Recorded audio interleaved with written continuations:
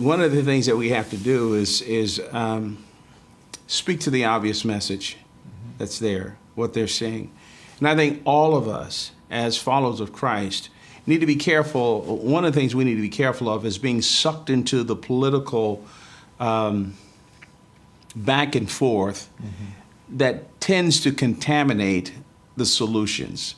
And I want to warn all of us as followers of Christ. And look, I'm not being partisan here with what I'm about ready to say, but there needs to be a warning to all of us to be very careful that we don't buy into the combative, adversarial language that's surrounding all of this, and that we don't let our favorite 24-hour cable news network become our default theology and understanding of all of this.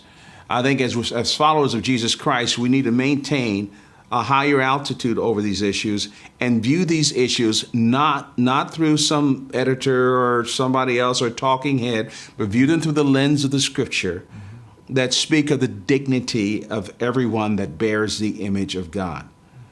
And we have to speak to that issue.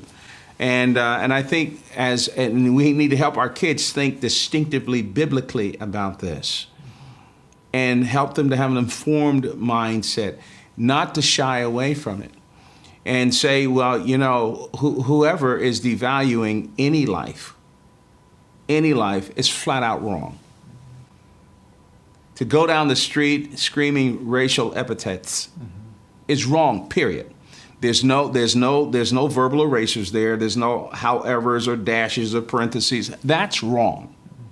That's wrong. In any of those attitudes, and I don't just think about white supremacists. I mean, think the backlash on with black folks as well, or any other ethnic minority. Anybody that disregards the dignity of a person, that will somehow subordinate them and take advantage of them, that is evil and wrong. And parents need to make sure that message is put out there. And so as you see these images, whether it's Charlottesville or whatever, we got to keep a higher plane and be careful now. And I know that as an African American, this sounds like, well, of course, that you would say this.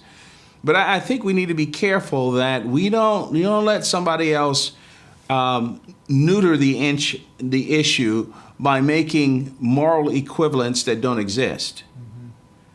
Again, my passion is that let's get back to the Scriptures, and let's get back to seeing this through the lens of truth and the dignity of mankind and the people that bear the image of God. One of the things that hurts my heart a bit in this whole Charlottesville situation, that Heather Heyer, I believe is her name, that got run over and killed. My heart was broken because certainly she was mentioned, but her death, her murder, has been minimized with the other political issues and the stuff and the reactions and shit he said, all this stuff here. And I sat back and I said to my wife, I said, my goodness, a human being is dead. She was murdered. And are we politicizing this? We're talking about reactions? And it just goes to show the devaluation of human life and our passions that have gotten out of context with these things. That here's this woman, no matter what she believed, was killed. And so we sort of talk a little bit about that, but everything else is about these issues up here. And so it's fairly disturbing. And we need to talk to our kids about that. Yeah.